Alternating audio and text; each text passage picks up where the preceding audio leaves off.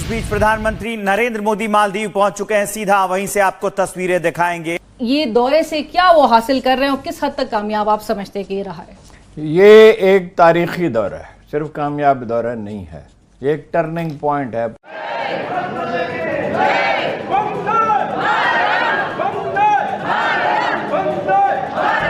नसीम असलम साहब, ये फरमाइएगा कि जिस अंदाज में बार बार हम कह रहे हैं कि इस दफ़ा वो चीज़ें नहीं होनी चाहिए जो माजी में हुई, अगर मैं आपसे जान सकूं कि माजी में वाकई आपकी नज़र में वो कौन सी गलतियां थीं, वो कहाँ इस रिश्ते में वो सुकम रह गए थे जिनका इयादा आप समझती हैं कि नहीं होना चाहिए, जिनको अब हमें इस वक्त नहीं दोहराना चाहिए? 2 दिनों के मालदीव का दौरा है प्रधानमंत्री का। एयरपोर्ट पर जब वो पहुंचे तो उनका भव्य अंदाज में वहां पर स्वागत किया गया। एक बैरियर्स ब्रेक करती हुई खबर, जो कि अब कुछ घंटे हो गए ये खबर चलते हुए, ये एक अनयूजुअल एंगेजमेंट हुई है। ऐसी अनयूजुअल एंगेजमेंट जिसके बारे में ऐसी कोई एक्सपेक्टेशन नहीं थी कि ये होगा। अब देखिए हुआ क्या है। पीएम मोदी की विदेश नीति पर सवाल उठाने वालों के मुंह पर जोरदार तमाचा पड़ा है, और वो भी पड़ोसी देश मालदीव में, जहाँ एक वक्त था जब राष्ट्रपति मोइजू चीन की गोदी में बैठकर इंडिया आउट का नारा दे रहे थे। आज वही मोइजू पीएम मोदी को खुद गले लगाने एयरपोर्ट आए हैं। मोदी जी को सब याद था, चीन के लिए भारत का अपमान, सैनिकों को बाहर निकालने की धमकी, बायकॉट इंडिया की मुहिम, लेकिन कहते हैं ना, सुबह का भूला अगर शाम को लौट आए तो उसे भूला नहीं कहते। और पीएम मोदी ने भूला समझकर मोहम्मद मोइजू को माफ तो कर दिया, लेकिन एक लाइन में सुना भी डाला।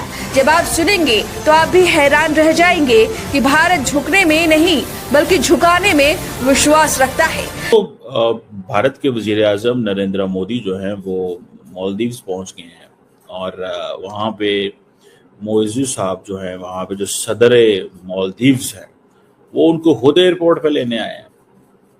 ये देखिए कैसी इंटरेस्टिंग चीज़ है, ये वो जिसे कहते हैं ना राजनीति, पॉलिटिक्स, ये सारा कुछ जो है वो किस तरह चलता है। अब आप इमेजिन कर लें इस चीज़ से कि मोदी साहब अपने ऑफिशियल ट्रिप पे पहुंचे हैं वहाँ पे, और मालदीवियन प्रेसिडेंट मोहम्मद मोइजू खुद लेने आए, पूरी की पूरी कैबिनेट साथ लेके आए, विद द एंटायर कैबिनेट। भाई ये है, इंडिया ने अपना वो जिसे कहते हैं ना प्रेशर डाला है, इंडिया ने प्रेशर डाला है, कैबिनेट लेके आए हैं और कह रहे हैं कि जनाब हम आपको वेलकम करते हैं 60वीं इंडिपेंडेंस डे पे। ये अब एक ब्रेक थ्रू है, ताल्लुकात की नोयत वो नहीं है, लेकिन तारीख ने ऐसा पलटा खाया। देखिए, हमेशा मैं अर्ज करता हूँ कि सियासत में सबसे अहम चीज़ सिचुएशन होती है, हालात का रुख होता है, अफराद या जमातें इतनी अहम नहीं होती।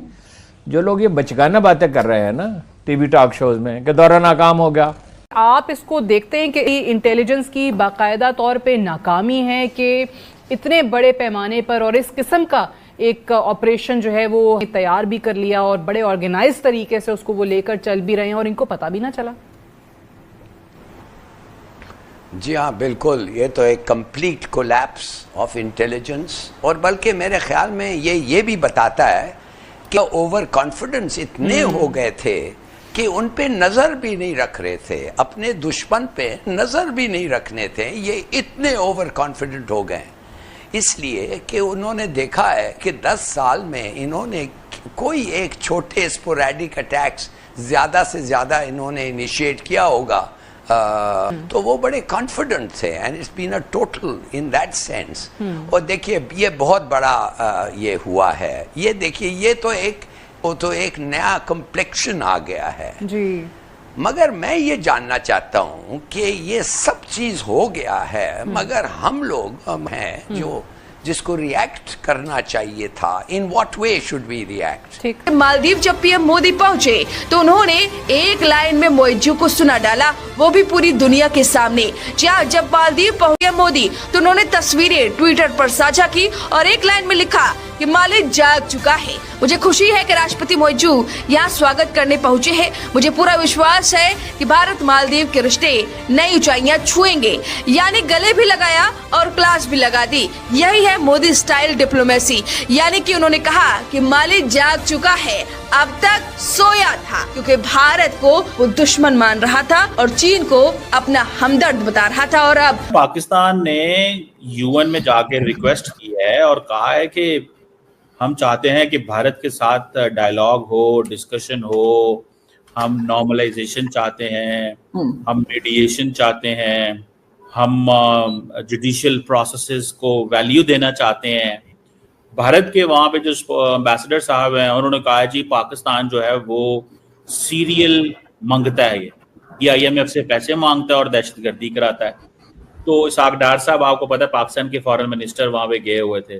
सो पाकिस्तान ने एक एफर्ट की कि मजीद डायलॉग की बात की जाए, इंगेज किया जाए, लेकिन इंडिया जो है वो कह रहा है नहीं, एक तो तुम लोग मांगते हो, चलो ठीक है, दुनिया कर्जे तो लेती है, सारी दुनिया कर्जे लेती है, हम भी कर्जे लेते हैं। दूसरा उन्होंने कहा नहीं आप दहशतगर्दी कराते हैं। तो डोंट यू थिंक कि इंडिया को थोड़ी हमारी इस ऑफर को कबूल करना चाहिए, डायलॉग को? क्या समझती हैं, इंडिया क्यों नहीं कर रहा है इस ऑफर को मैडम कबूल? सर शायद उसकी रीजन ये है कि वो पहले उन्होंने कई बार डायलॉग करने की कोशिश की थी और जो पिछली गवर्नमेंट्स रही हैं उनमें भी यही बात होती रही, लेकिन उसके साथ साथ जो है वो भारत के अंदर अटैक्स भी चलते रहे और उनको हम रोकने में नाकाम रहे और हमारी तरफ से कहा गया कि जी ये नॉन स्टेट एक्टर्स हैं, आप भी इंडियन टीवी पे जाते रहे हैं, मैं भी जाया करती थी, तो उधर यही बात होती थी, हमारे पैनलिस्ट आके कह देते थे कि ये नॉन स्टेट एक्टर है, गवर्नमेंट की तरफ से भी यही कहा गया। तो मेरे ख्याल है अब भारत जो है वो इस चीज में अब तैयार नहीं है।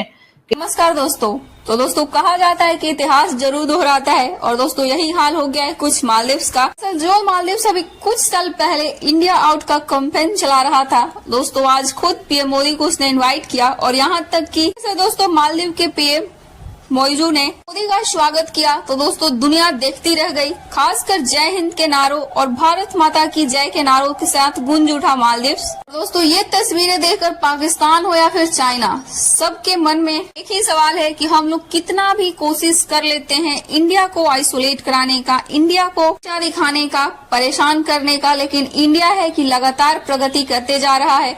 दोस्तों चाइना की ही चाल थी जिसने मालदीव से भारत को आउट करना चाह रहा था पाकिस्तान, लेकिन दोस्तों जिस तरीके से मोइजू ने कमबैक किया है, मानो चीन के लिए तो बहुत बड़ा झटका है, क्योंकि अपने देश के इंडिपेंडेंस डे में PM मोदी को बुलाना और चाइनीज प्रेसिडेंट को ना कहीं चाइना के लिए तो झटका है, क्योंकि चाइना दोस्तों मालदीव से अपने इन्वेस्टमेंट करने के लिए लगातार कोशिश कर रहा है और उसने कर भी रखा है। तो हमारे पड़ोसियों को बहुत ही तगड़ा वाला झटका लगा है। तो वीडियो से जुड़ो, लाइक और शेयर कीजिए और चैनल को भी सब्सक्राइब कीजिए। इस वजह से शायद मुझे लगता है कि अब वो डायलॉग के लिए तैयार नहीं है। या तो जैसे हमने लास्ट टाइम भी बात की थी बिलावल साहब की कि उन्होंने कहा है कि जी हाफिज सईद और मसूद अजहर इस तरह के लोगों को उनको दिया जा सकता है, हैंडओवर किया जा सकता है, तो या तो वो पहले हैंडओवर कर दें, एक आध को तो कर ही दें, एक को तो कर ही दें ना कम से कम, ताकि भारत को लगे कि हाँ हम सीरियसली अब इस चीज के ऊपर काम कर रहे हैं।